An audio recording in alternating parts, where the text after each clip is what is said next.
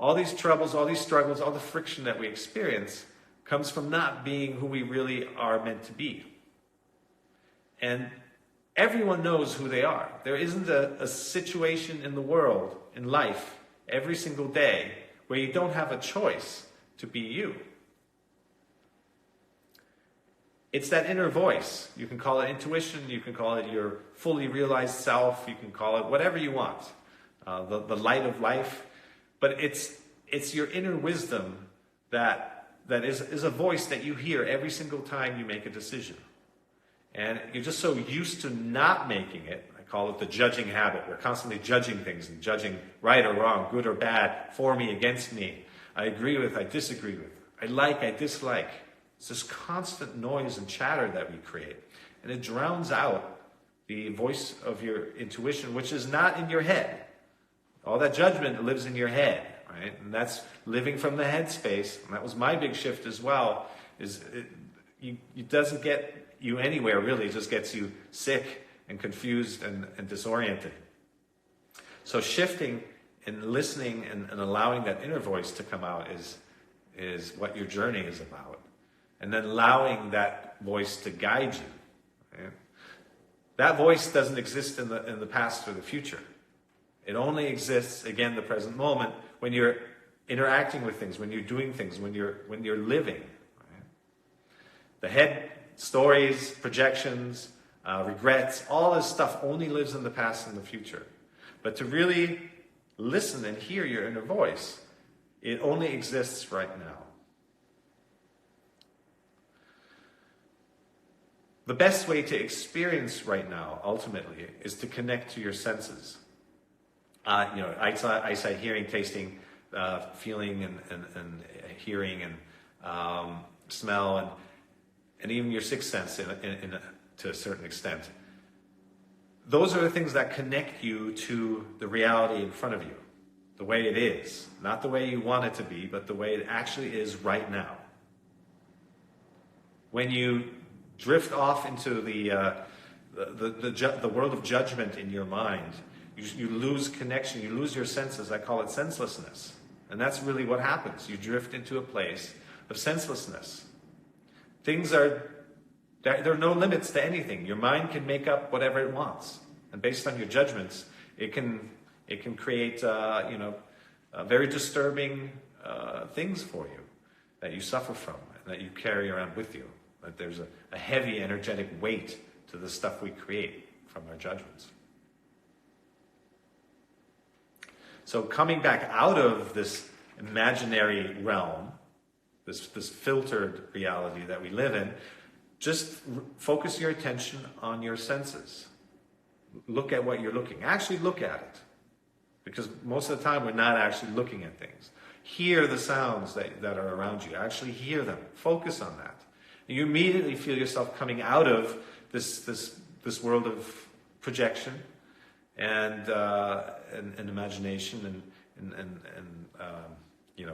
where fear and anxiety live, and you suddenly feel yourself back in the present moment where you are right now. And the magic that I just referred to a moment happens when you're so connected to what's in front of you. What's in front of you actually starts speaking to you. It actually tells you what the next step is. That's because your next step is based on the reality in front of you. You're not making things up and creating a big plan in your mind that you have to set out and execute and make it happen and the world is against you or there are adversaries out there and you fight and all this stuff. It's irrelevant. That's all imagined. The only thing that's real is what's right in front of you. And when you connect to that through your senses, you feel that reality. You feel that reality in terms of what's possible.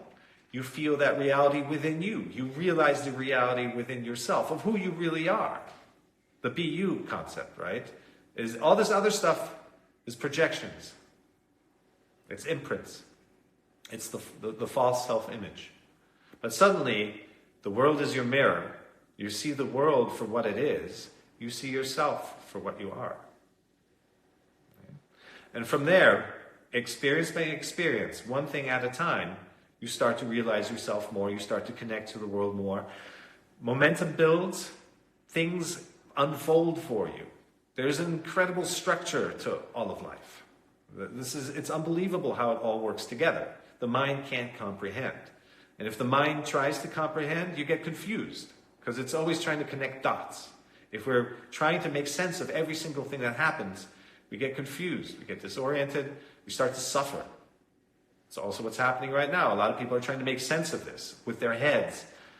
It doesn't lead to anything good. It causes more confusion, more anxiety. So connecting to what's in front of you, that's real. That's your reality. And it speaks to you in the way that it can only speak to you. Right? Your maturity, your experience, everything that you bring to the table. Reality, as it is, will speak to you in exactly the way you are. It can't talk to you any other way. It's not going to tell you to be somebody you're not. It's not going to tell you you need to do this even though you don't feel like it. It treats you as you are. And so from this stable foundation of self-realization of who you are right now, from there you can make change. And the third step is that you have to implement the things, not just intellectually get them, but implement them, integrate them into your life. So going back to life actually talking to you and speaking to you.